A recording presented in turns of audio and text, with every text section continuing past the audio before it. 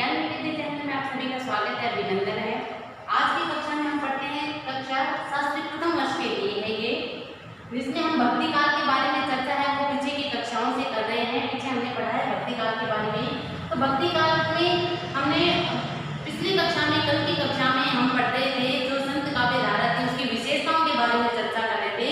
तो हमने कुछ विशेषताओं के बारे में चर्चा कर रहे थे। गुरु की महिमा का वर्णन करते हैं, नाम सिमरन की महिमा है, वहाँ रूढ़ियों भय आडंबर का विरोध है, स्वानुभूत अध्यात्म विचार है संतों के, ऐसे ही समन्वित भक्ति भावना का जो बल देते हैं, ऐसे ही वो आगे सदगुरु की महिमा का वर्णन करते हैं। गुरु का महत्व उनके जीवन में बहुत होता है, रहस्य भावना की अभिव्यक्ति करते हैं।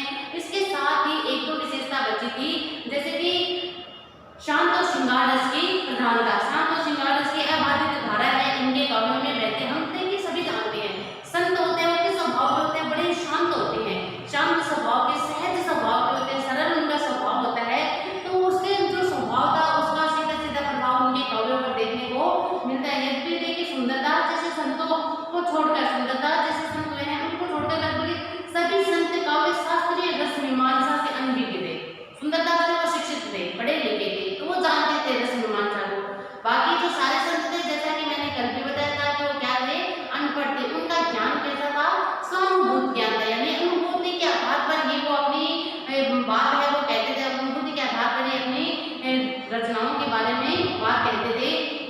परंतु उनका काव्य सभी रसों से आप्लावित है। अब देखिए ये रस मीमांसा से अनभिज्ञ थे, अनजान थे, फिर भी उनके काव्यों में रसों की प्रधानता है वो देखने को मिलती है।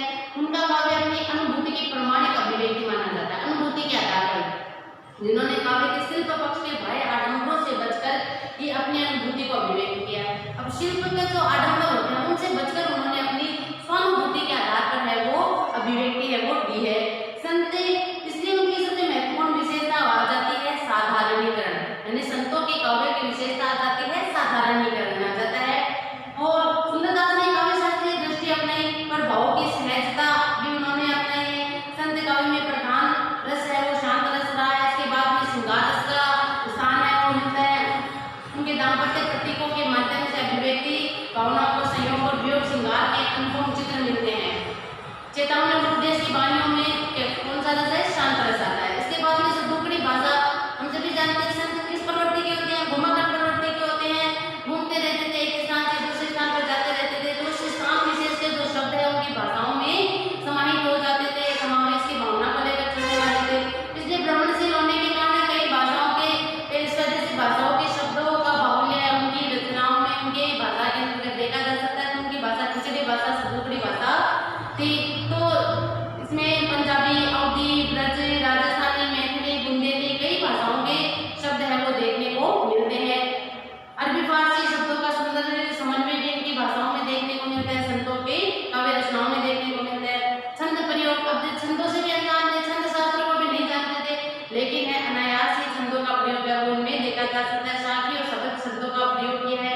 इसके अतिरिक्त रमेनी है, चौपाई है, कवित्व, सार, बसंत आदि छंदों का प्रयोग भी इनकी रचनाओं में देखने को मिलता है। सुंदरदास को पढ़ते रहने छंद शास्त्र से अनभिज्ञ थे, छंदों को सदुपड़ी छंद कहना है सभी छंदों का। अब उनके छंद भी कैसे थे, सदुपड़ी थे, मिला जुला रूप का है ना, छंद शास्त्र से अनभिज्ञ थे। अलंकारों का सहज प्रयोग इन्होंने किया, अलंकार शास्त्र के बारे में भी ये नहीं जानते थे, अनभिज्ञ थे। तो स्वाभाविक रूप से ये अलंकार है इनकी रचनाओं में देखने को, इनकी रचनाओं में अनुप्रास अलंकार है, यमक है, रूपक है, अतिशयोक्ति है, समशोक्ति है, अन्योक्ति है, ऐसे बहुत सारे अलंकार है। सहोक्ति है, अन्योक्ति, वक्रोक्ति, विरोधाभास अलंकार इनकी रचनाओं में देखने को मिलते हैं। तो ये संत काव्य धारा की कुछ विशेषताएं थी जिनके बारे में हमने कल की कक्षा में पढ़ा था। आज हम पढ़ते हैं संत काव्य धारा के प्रमुख कवि के बारे में। कि संत काव्य धारा के सबसे अग्रणी कवि तो माने जाते हैं कबीरदास जी। इनमें सबसे अग्रणी स्थान किसका आता है, कबीरदास जी का आता है। सबसे अग्रणी स्थान माना जाता है किनका, सबसे अग्रणी है संत कबीरदास जी, जिन्हें कबीर पंथ का संपादक भी कहा जाता है, स्थापक भी कहा जाता है। कबीर हिंदी के सबसे महत्वपूर्ण कवियों में है जिनको लेकर आज नई नई खोजें हो रही है। इनका विस्तृत परिचय आगे दिया गया है, इनके विस्तृत परिचय तो हम आगे पढ़ेंगे। लेकिन देखिए संत काव्य धारा में अग्रणी स्थान कौन रखते हैं, कबीरदास जी रहते हैं। इसके बाद में आता है संत धर्मदास।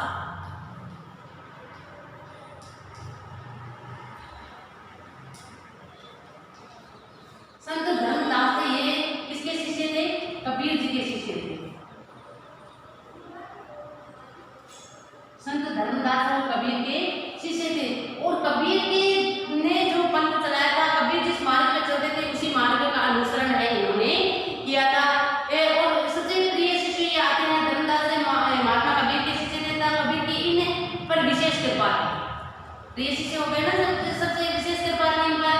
माना जाता है कि पहले पहले कबीर वाणी का संकलन भी किसने किया था? संत धर्मदास ने किया था। कबीर वाणी का संकलन धर्मदास जी ने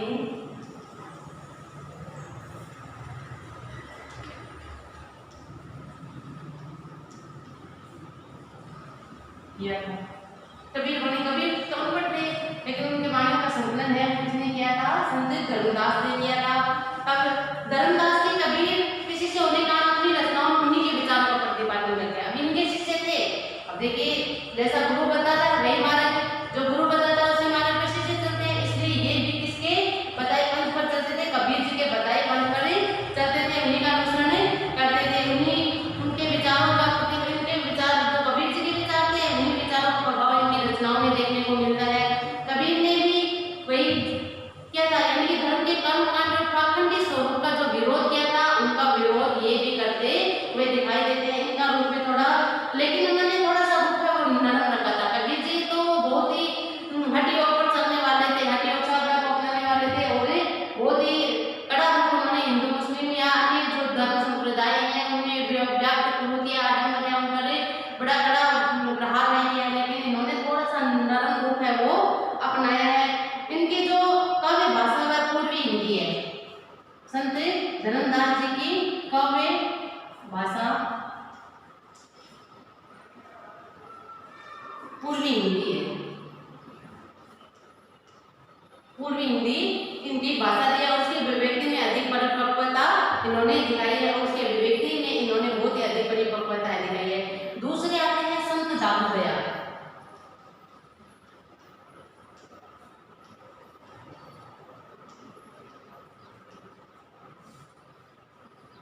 संत दादू दयाल ने किसके शिष्य थे? धर्मदास के। अब संत काव्य धारा में कबीर जी के बाद है वो किसका स्थान आता है? संत दादू दयाल का नाम आता है, यानी कबीर जी के बाद में दूसरा स्थान इनका स्थान है। कबीर जी के बाद इनका स्थान आता है संतों में। कबीर जी तो अग्रणी स्थान पर ही है, कबीर जी के बाद में संत दादू दयाल का नाम है वो लिया जाता है, और क्योंकि दादू दयाल की शिष्य परंपरा बहुत समृद्ध थी। इनकी जो दादू दयाल की शिष्य परंपरा,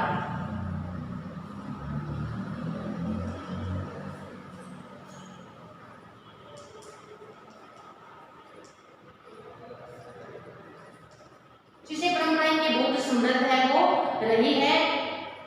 और इनका देखिए प्रभाव है, सबसे अपने नाम इनका आता है, इनका शिष्य परंपरा समृद्ध, तो इनका जनता में बड़ा ही प्रभाव है वो देखने को मिलता है। बहुत व्यापक प्रभाव इनका जनता में रहा है। ये सूफी मत से भी प्रभावित है, सूफी मत के भी मानने वाले थे, इसलिए उनकी रचनाओं में आत्मा परमात्मा के प्रेम का हृदय स्पर्शी वर्णन मिलता है। अब सूफी मत से प्रेरित थे ये, तो आत्मा और परमात्मा,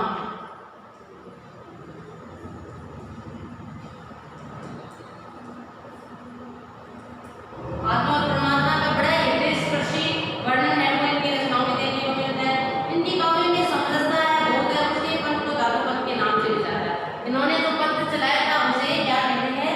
दादू पंथ भी कहते हैं। दादू पंथ के नाम से इनका पंथ है वो प्रसिद्ध है। उसका मुख्य काव्य प्रमुख रूप से ब्रज भाषा है, और उसमें राजस्थानी, गुजराती, पंजाबी आदि भाषाओं के शब्द भी देखने को मिलते हैं। क्योंकि दादू भी घुमा करते हैं, उनकी रचनाओं में तन्मयता विशेष गुण है। इनकी रचनाओं में तन्मयता का भाव है वो देखा जा सकता है। इनकी भाषा भी सतुकड़ी भाषा है वैसे इन्होंने ब्रज भाषा में लिखा, और ब्रज भाषा के अंतर्गत राजस्थानी है, पंजाबी है, गुजराती शब्दों का वर्णन भी इनकी रचनाओं में देखा जा सकता है। अगले आते हैं सुंदरदास।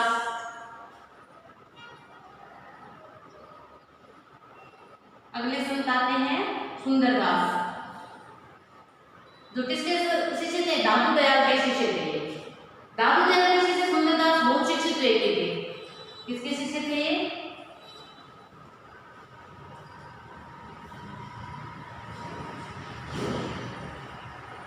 दादू दयाल के शिष्य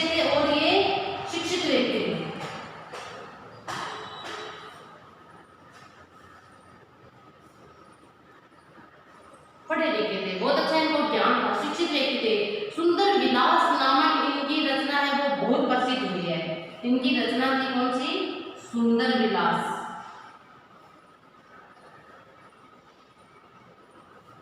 प्रसिद्ध रचना मानी जाती है। अपने नाम से सुंदर विलास, सुंदर विलास इनकी रचना है जो बहुत प्रसिद्ध है, हो रही है। इनकी रचनाओं में भक्ति है, नीति है, ज्ञान है, इसका समावेश है वो देखने को मिलता है। इनकी रचनाओं में भक्ति, नीति और ज्ञान की धारा है वो प्रवाहित होती है। भक्ति, नीति और ज्ञान की बातें हैं वो इन्होंने अपनी रचनाओं में वो कही है। शिक्षित होने के कारण उनकी कविता में छंदों तथा भाषा का लालित्य है वो देखने। अब पढ़े लिखे थे, शिक्षित थे, तो छंद शास्त्र का इनको ज्ञान था, तो इनके कविताओं में छंदों का तथा भाषा का लालित्य मिलता है। उनकी महत्वपूर्ण रचनाएं सुंदर ग्रंथावली के रूप में प्रकाशित हो चुके हैं। वे संत कवियों में एक महत्वपूर्ण कवि है। उनकी जो रचनाएं हैं सुंदर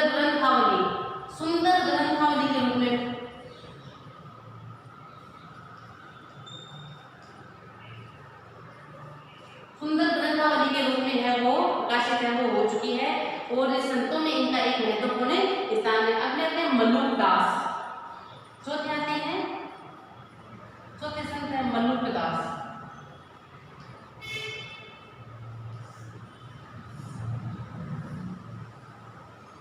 मल्लुक दास ज्ञानबोध और रत्न खान, आपने नाम कभी सुना होगा इन रचनाओं का, ज्ञानबोध और रत्न खान, ज्ञानबोध और रत्न खान, ये रचनाएं हैं, दो रचनाएं हैं। ज्ञानबोध और रत्न खान रचनाओं की रचना का संत मल्लुक दास की कविता में वैराग्य देखने को मिलता है, नीति की बात इन्होंने की है, आत्मदर्शन के बारे में इन्होंने बताया, और निर्गुण भक्ति को अभिव्यक्ति है वो मिली है। इनकी रचनाओं में, इनकी जो रचनाएं हैं इसमें वैराग्य,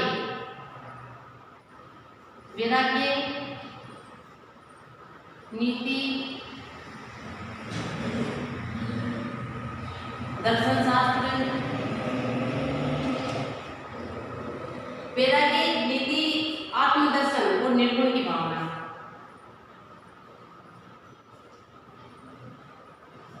और निर्गुण की भावना को अभिव्यक्ति है वो मिली है मल्लुक दास जी की रचना में। मल्लुक दास जी की देखिए रचनाएं हैं ज्ञानबोध, रत्न खान, इसमें वैराग्य, नीति, दर्शन शास्त्र, आत्मदर्शन, निर्गुण के भावों को अभिव्यक्ति है वो मिली है। संत मल्लुक दास की कविता बहुत सहज और सुव्यवस्थित है। इसके अतिरिक्त संत कवियों में संत रविदास का नाम आपने सुना होगा, संत रविदास, जिन्हें हम किस नाम से जानते हैं? रविदास। संत रविदास का नाम आपने बहुत बार है वो सुना होगा, है ना। संत रविदास है, संत रज्जब है, सहजोबाई है, धन्ना आदि इनका नाम भी देखिए। इनके संत कवियों के बारे में एक तथ्य महत्वपूर्ण है कि इनमें अधिकांश निम्न जातियों के थे। अब इन सब संतों में देखिए धन्नो, सहजोबाई, इन सब में संत है वो धन्ना है, सहजोबाई, संत रज्जब का नाम भी आपने सुना होगा, संत रज्जब। इन सब में एक बात है वो कॉमन होकर निकल के आती है, सामान्य बात क्या थी, सब निम्न जाति के थे, निम्न जाति के थे। अब निम्न जाति के होने के कारण इनका जो स्वानुभूत अनुभव था या स्वानुभूत जो इन्होंने अनुभव किया था उसका जो इस कारण से ये है वो समाज में व्याप्त जो प्रवृत्तियां है, आडंबर है, इनका ये विरोध करते हुए दिखाई देते हैं। वर्ण व्यवस्था का इन्होंने विरोध किया है। तो मैंने इस स्पष्ट है कि भक्ति आंदोलन ने जाति व्यवस्था की दूरी को तोड़ने का प्रयास किया था। इससे अब भक्ति आंदोलन है वो किसकी देन है? संतों की देन थी। और भक्ति आंदोलन जो हुआ था इसने जाति व्यवस्था की जो रूढ़ी थी उसको तोड़ने का प्रयास किया था।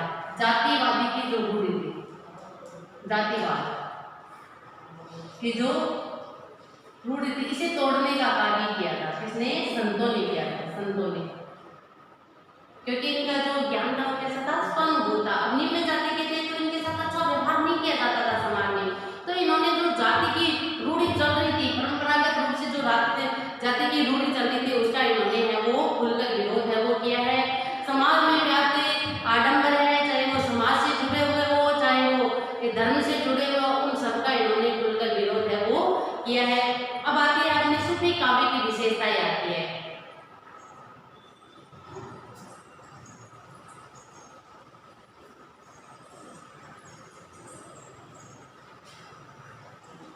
ये तो थे संत काव्य धारा के प्रमुख कवि। हमने संत काव्य धारा के बारे में है वो पढ़ा। अब इसकी आती है सूफी काव्य धारा।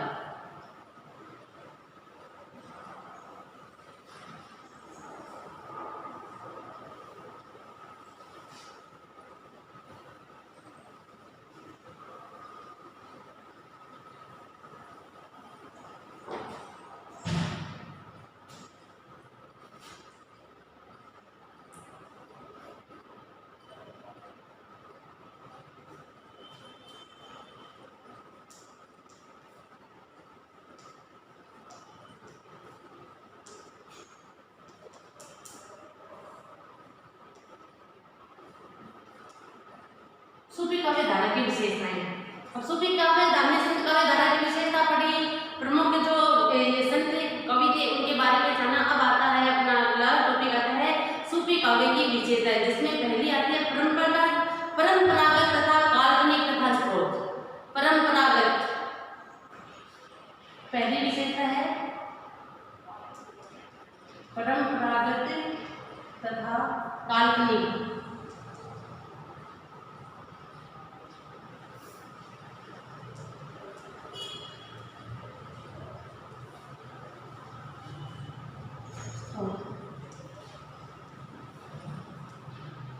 परंपरागत तथा काल्पनिक कथा स्रोत। इस कालखंड में लिखित प्रेमाख्यान के कथा स्रोत मुख्यतः परंपरागत जनमानस पर बिंबित पौराणिक ऐतिहासिक कथाएं है।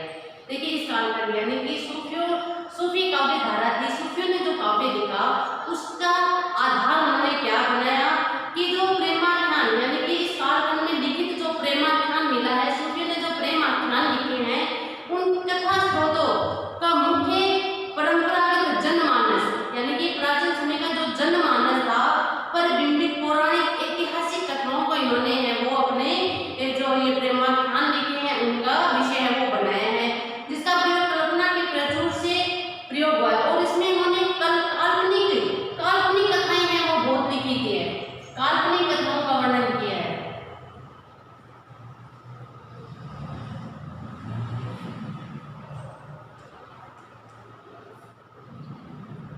काल्पनिक कथाएं हैं वो बहुत प्रचुर मात्रा में इन्होंने प्रयोग है वो किया है।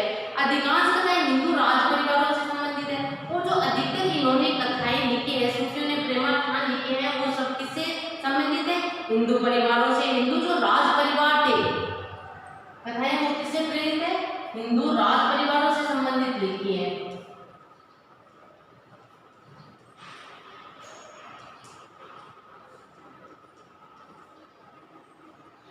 यानी कहने का मतलब है कि सूफियों ने जितने भी जो कथाएं लिखी है, प्रेमाख्यान लिखी है, उसका आधार उन्होंने क्या बनाया? जो परंपरागत जनमानस था उनसे जुड़ी हुई कथाओं को उन्होंने लिया है। उसमें काल्पनिकता का बोध है वो अधिक होता है, कल्पना का समावेश है वो उसमें ज्यादा है। और जो अधिकतर कथाएं हैं वो किससे हैं? हिंदू राज परिवारों से संबंधित है। कुछ प्रेमाख्यानों में ऐतिहासिक चरित्रों तथा घटनाओं का, कुछ प्रेमाख्यान ऐसे भी है जिसमें इतिहास की घटनाओं को भी उन्होंने लिया है, लेकिन इसमें ऐतिहासिक तथ्यों की अधिकतर उपेक्षा हुई है। अब ऐतिहासिक की घटनाएं तो ले लिया है लेकिन ऐतिहासिक जो तथ्य थे उसको किनारे कर दिया है, यानी कोई प्रमाणिकता नहीं साबित होती है, उसे प्रमाणित नहीं है वो। इस रूप में पद्मावत और कुछ मुस्तरी रचनाओं को देखा जा सकता है।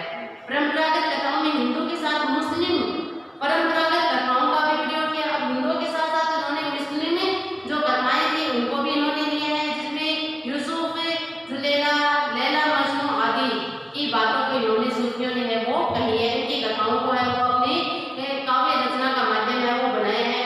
कभी कभी हिंदी में प्रख्यात प्रेमाख्यान की कथा की पुनरावृत्ति हुई है, जैसे मधुमालती की कथा वस्तु को लेकर दक्षिण में गुलशन इश्क लिखा गया। अब देखिए जो कथाएं लिखी गई है उनकी पुनरावृत्ति भी हो गई है किसी अन्य नाम से। अब जो मधुमालती लिखा गया है, प्रेमाख्यान सूफियों ने लिखा था मधुमालती, उसकी कथा वस्तु यानी उसकी कहानी को है वो दक्षिण में गुलशन इश्क के रूप में है वो वापिस लिखा गया है। मधुवनल कामकदला में किंचित परिवर्तन कर 60 कवियों के प्रेमाख्यान लिखे हैं। चंद लोरी की कथा भी अलग रूप में लिखे, यानी कि ऐसी कथाएं लिखी है जिनकी पुनरावृत्ति हो गई किसी अन्य नाम से, किसी अन्य नाम से उनकी पुनरावृत्ति भी हुई है। गाँव के मानवीय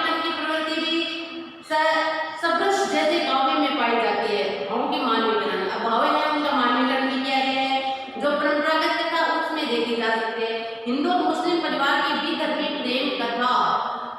विधर्मी प्रेम कथा अधिक मात्रा में नहीं लिखी गई, प्राय नायक और नायिका सहधर्मी चित्रित की, यानी एक ही धर्म के बताए गए हैं। अब हिंदू मुस्लिम में कथाओं को तो दिखा गया है, लेकिन उसमें उनमें भी धर्मी नहीं है, यानी अलग अलग धर्मों को लेकर के नायक है वो हिंदू धर्म का, नायक है वो मुस्लिम धर्म के, ऐसा नहीं है। अधिकतर है वो कैसे बताए, सहधर्मी, एक ही धर्म के दिखाए गए हैं। प्राय नायक है वो सहधर्मी चित्रित है, लेकिन चंद्रबदन व महयार में भी धर्मी प्रेम कथा भी चित्रित है।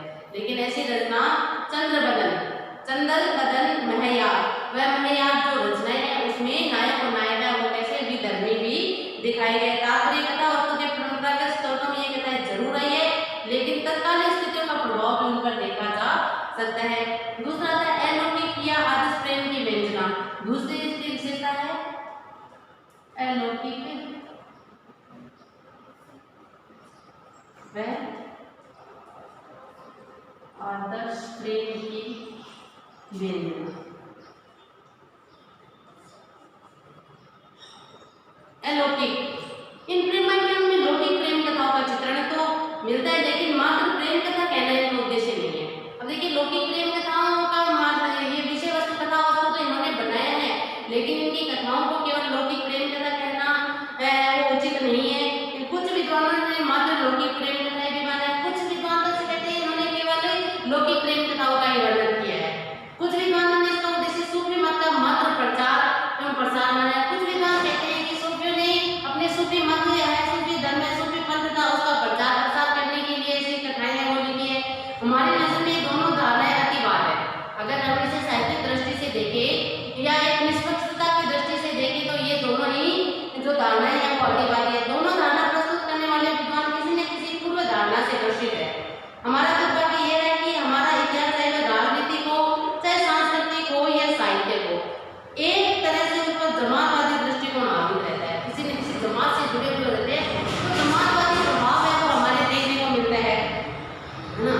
चाहे इतिहास है वो राजनीतिक इतिहास हो या समाजवादी हो या सांस्कृतिक हो या साहित्य हो, उस पर एक जमात का असर है वो देखने को मिलता है। तटस्थता का दृष्टिकोण बहुत ही कम है वो देखने को मिलता है। प्रेमाख्यान काव्य को लेकर भी हिंदी साहित्य के इतिहास में भी जमातवादी दृष्टिकोण से उसके उद्देश्य का विश्लेषण किया जाता है।